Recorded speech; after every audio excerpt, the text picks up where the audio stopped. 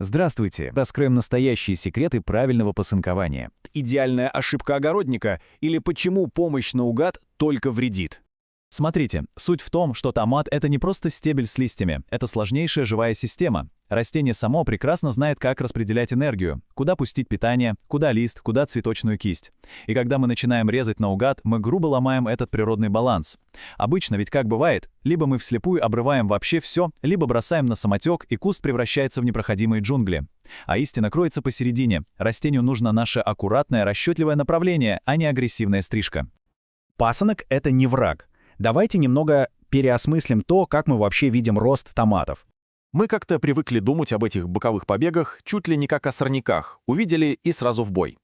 Но если посмотреть сухое биологическое определение, то пасынок — это просто запасной побег, резервная точка роста, а значит, по сути, это наш с вами дополнительный шанс на урожай. Это ценнейший ресурс растения, а не какой-то там паразит, которого надо безжалостно искоренять при первом же появлении. Как только приходит это понимание, весь подход к уходу меняется кардинально. Стратегия второго стебля, или как грамотно удвоить каналы питания. Тут математика очень простая. Если мы ведем куст строго в один стебель, все питание идет по одному единственному руслу. Но если сформировать два стебля, мы открываем второй полноценный рабочий канал, и природная мощь растения используется на максимум.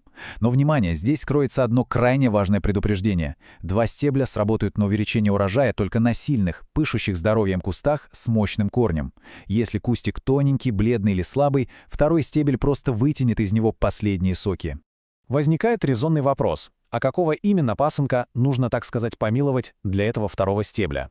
Запоминайте железное правило, проверенное годами. Оставляем тот побег, который формируется прямо под первой цветочной кистью. Почему именно его? Он объективно самый сильный и находится ближе всего к корню, а значит, питание туда пойдет в первую очередь. Ну а все остальные побеги, которые лезут выше по стволу, смело подлежат удалению. Правило 5 сантиметров. Здесь время решает абсолютно все. 5-7 сантиметров. Вот он, золотой стандарт и оптимальный размер для безопасного удаления побега.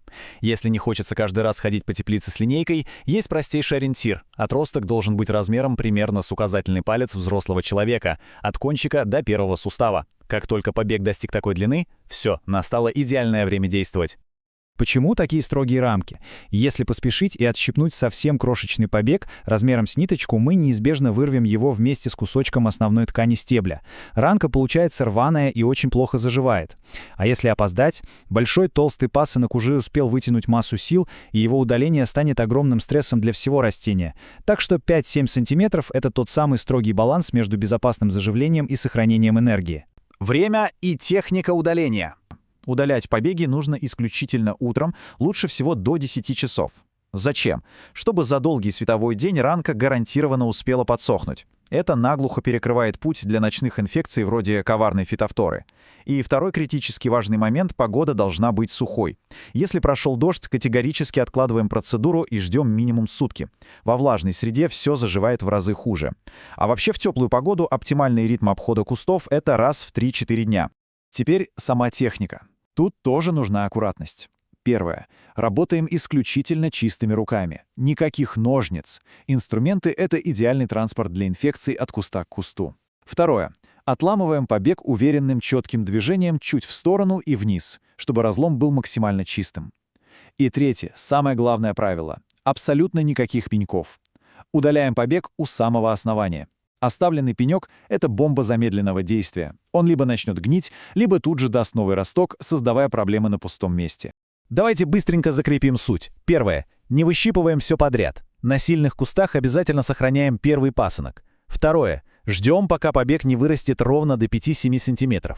Третье. Проводим обрезку только утром и только в сухую погоду. И четвертое, отламываем побег руками, начисто не оставляя никаких пеньков. Поверьте, эти 4 выверенных шага — настоящий фундамент здоровья ваших грядок.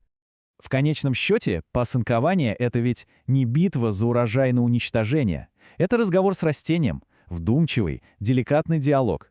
Если вести его правильно, аккуратно направляя природную силу, томаты обязательно ответят невероятной щедростью. Настоящий богатый урожай достается не тому, кто больше всех суетится с ножницами, а тому, кто делает свои шаги осознанно, понимая законы природы. Хочу предложить вам кое-что сделать. Прямо сегодня, как только будет возможность, подойдите к своим кустам. Посмотрите на них уже новым, научно обоснованным взглядом. Приглядитесь.